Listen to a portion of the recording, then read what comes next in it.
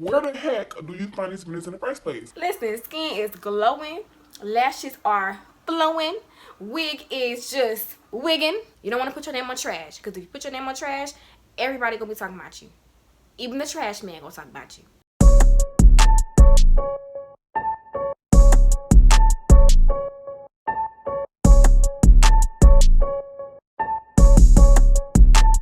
Paving this shit crank. What's up, millionaires? It's your girl Shanice Millions, and I am back with another entrepreneurial banger. What's up, millionaires? It's your girl Shanice Millions, and I am back with another entrepreneurial banger. I'm here to give you guys the tea on how to find those business vendors, okay? Those vendors, and you just be like, Dang, I wish I could find this product for my business. Oh my gosh, I really want to sell that. Like, that is dope. I want to make money off that too. you know what I'm saying? Hair vendors, clothes vendors, accessory vendors, shoe vendors, all type of vendors, okay? All type of vendors, okay? So that's gonna be the first part of this video, and the second half is gonna be tips I wish someone told me before I started a business, okay? I'm gonna give y'all the inside scoop on things you should know before you start purchasing and working with businesses, well, vendors across the world. So hope you guys are interested. Stay tuned. But before we get this video started, let's address the elephant in the room, and that is this beautiful 613 wig on my head. Okay. Listen, skin is glowing, lashes are flowing, wig is just wigging, okay? Like, I look good. Okay? I just had to tell y'all, because I know I ain't seen y'all in a minute, but dang.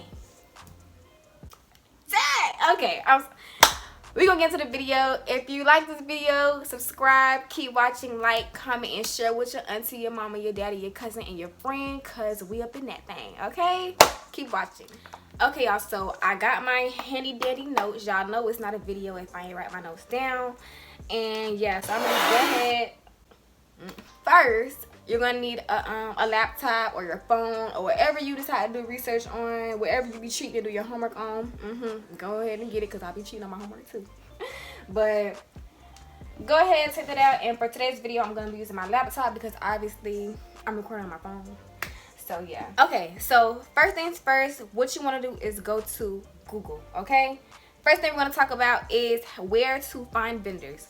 Where the heck do you find these vendors in the first place? And your best friend is going to be Google, okay? Google.com. You can use Bing, you can use Yahoo, but I use Google, okay? Okay, that's what I'm telling y'all to use. So Google.com, you're going to be able to find anything. Personally, I would recommend going to Alibaba, right? I'm pretty sure a lot of you guys have heard of AliExpress, and Alibaba and AliExpress are like sister sites. So basically, it's the same thing, honestly. I think it is pretty much the same thing, just with two different names, and they're both based in China. It's a trade marketplace for people across the world. So it's not just China, it's not just Asia or anything like that. It's trade marketplaces across the world who you can do business with, and who you can find vendors where you can find vendors, okay? So you could just type in hair vendors, but we ain't gonna do that. We're gonna go to Alibaba. Okay, so now that you're at Alibaba.com, it's literally a search engine, okay? So let's say, for example, you want to sell hair, okay? You know how this nice hair on my head. Let's say you want to sell hair, right? So you're going to type in the same thing we just did before, hair vendors. Boom, hair vendors. And the first thing that's going to pop up is clearly hair. Now, it's going to be 1,000,002 hair vendors, okay? They're all going to sell the same thing. The difference is the quality. So you're going to go through all these different pictures of hair and people wearing hair and lashes, even though I didn't search up lashes.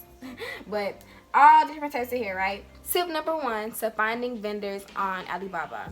I would recommend using verified suppliers, okay?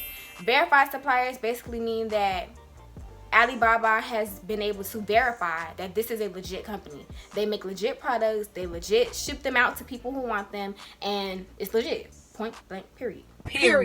And you can do that by filtering, going to the left side of the screen and just clicking on verify supplier. That's what I would do. Or you can find suppliers who aren't verified but have good products, and that's a little more tedious, but it's worth it if you do find a vendor who isn't verified but got the goods, okay?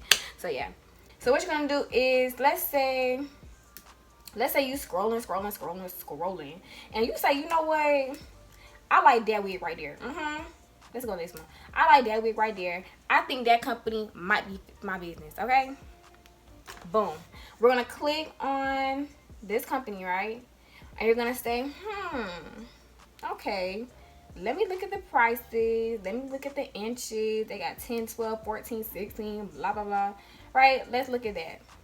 Then you decide, you know what? I want that vendor. They're perfect for me. They got everything I'm looking for. You know what? Like, I want to reach out to them and I want to place an order with them, right? So, with Alibaba, I would not recommend just go ahead and placing an order. I definitely do not recommend that. First thing I would do is contact the supplier, right? So, that's exactly what you're going to do. Click contact supplier. And you need to be respectful. Just like you want someone to reach out to you with respect, you need to reach out to these people across the world with respect, because ultimately you're planning on doing business with them and you want to keep a professional business relationship. So I'm gonna tell y'all how to write a professional business email when you're trying to reach out to a vendor. Okay, so all you're gonna do is say, hello, my name is Shanice and I'm interested in doing business with you. I would like to know if you have an MOQ. An MOQ is the minimum order quantity. A lot of businesses have that, and that basically is, okay, if you're going to do business with me, I have a minimum of 10 pieces. So you have to buy at least 10 pieces to do business with this business. Okay? But yeah, hello, my name is Shanice. I'm interested in doing business with you. I would like to know if you have an MOQ, and could I see your full price list? Simple. It's going to change a little bit. Like, obviously, it might not be the same exact message if you're working with a clothing vendor or a shoe vendor or whatever kind of vendor, but that's just an example for a hair vendor. Boom, you're going to send that off. You're going to wait for them to reply to you. Remember, keep in mind that this is a trade place for countries all over the world. So their timing may be completely different from your timing. Right now, it's like, what, 3 o'clock in the afternoon in Florida? It's 3 a.m. in China. Like, just keep that in mind. So flip-flopping on time, you just gotta be on top of the messages and making sure that you're paying attention to when they come in, because baby, they gonna come in at 3 o'clock in the morning and you're gonna be like, I am not responding to this. But one thing about it, people who want that business vendor, they're gonna be up. They're gonna be up, communicate, and do what they gotta do, right? So boom, that's how you find a vendor and that's how you contact a supplier, right? Next thing you want to do is say, I don't really know if that's the vendor I really want to go with. You know, like, you want to keep options. Sorry, I'm cracking my fingers. You want to keep options, okay? So that's not the tip. I would not go with the first vendor you find.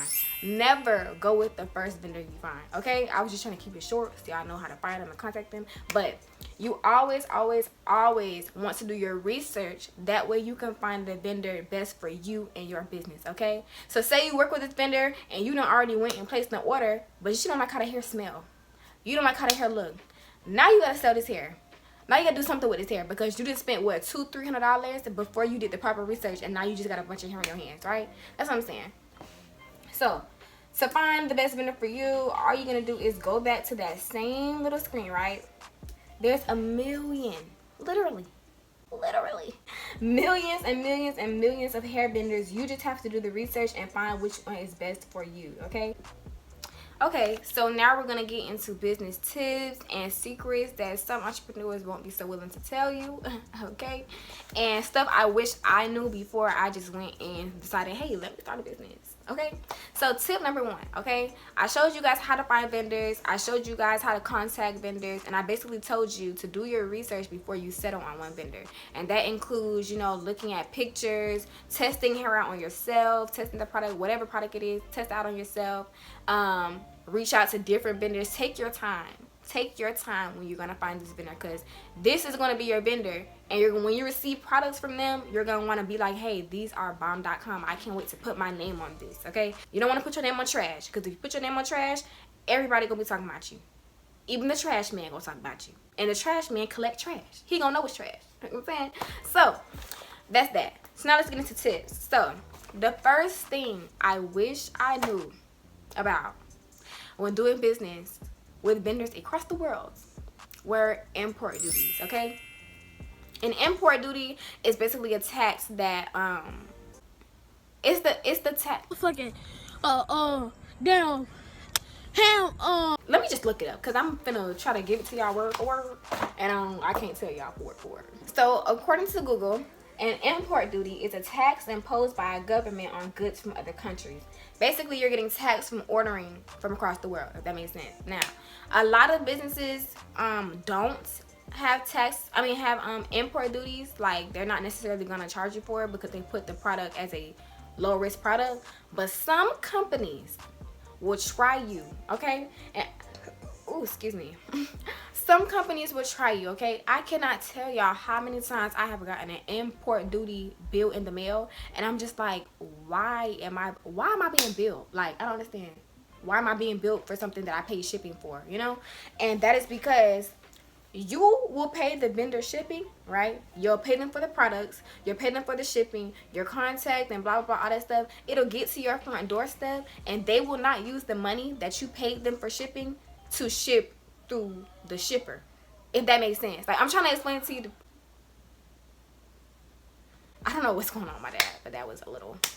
If y'all hear that, I'm sorry, but they won't pay the company. They won't pay the shipping company to ship it. You know what I'm saying? Like, they won't take your money and use it to ship. They'll just keep it, and then FedEx will send, or FedEx or DHL, whoever, will send a letter to your door and say, hey, well, you didn't pay for this, and we want our money for shipping this product to you, so you're gonna pay this money.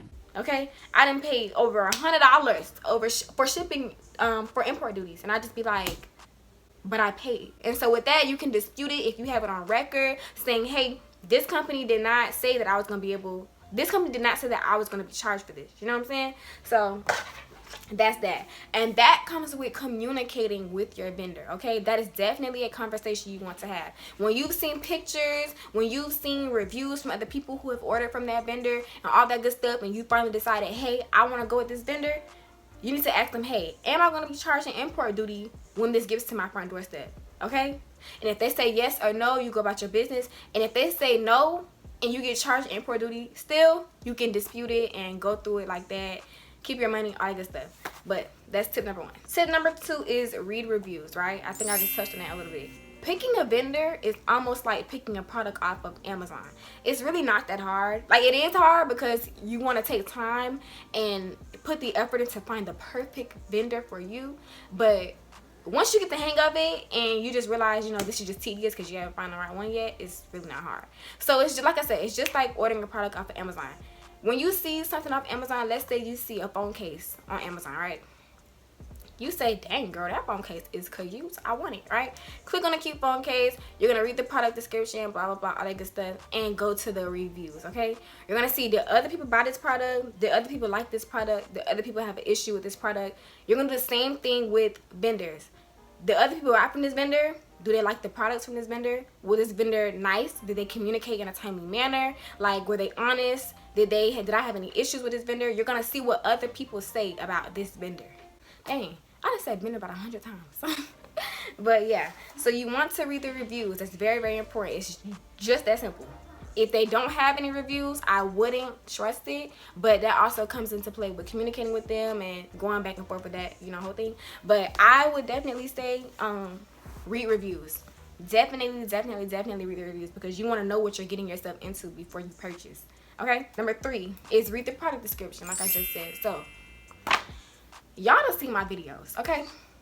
And if you haven't, I'm gonna link it up right here. Or right here. Or one of these, okay?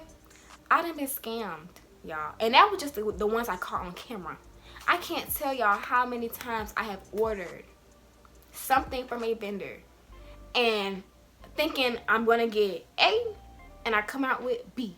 You know what I'm saying? You have to read that product description, okay?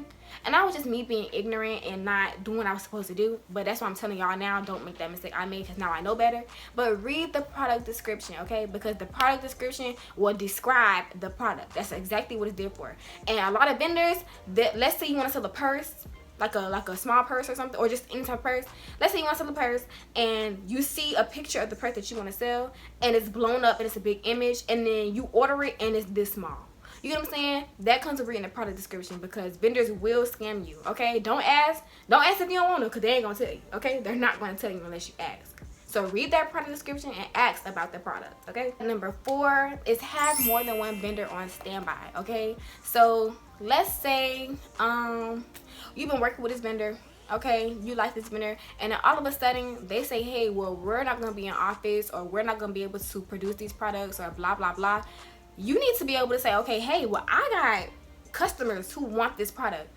You need to have vendors on standby. It is perfectly okay to have 2 and 3 vendors who sell the same thing, as long as you know that they are all capable of producing quality products. That's what it's about, quality. Like I said, don't put your name on no trash, because the trash man ain't even gonna like it. Okay, like, don't put your name on no trash. You need to make sure that you have a backup plan for anything and everything, okay? Have more than one vendor. Period. The next one is test products on yourself.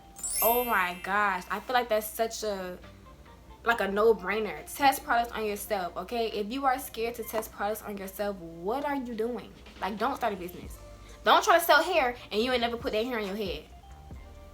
Don't try to sell face cream if you ain't never put that face cream on your face.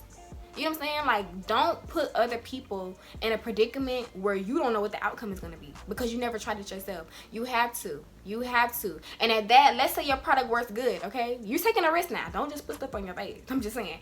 Take a risk, and you have to know, hey, this is what I want to use, and it produces the real results. And I know because I tried it for myself. Document it, you know? At that, you need to make sure that if that product is something that you don't like, contact your supplier and say, hey, this is how this hair looks on me. I don't like it. Let's try something new. You know, let's try something else. Figure out a common ground. That way you can say, I tried this product for myself. I'm not just putting something out in the world for other people to try. You know what I'm saying? Like, put your name on something that you are proud of. Okay? And the last thing is compare prices and keep looking. Keep looking. In today's world, there's something new and high every other week. Like, literally, trends come and go like water.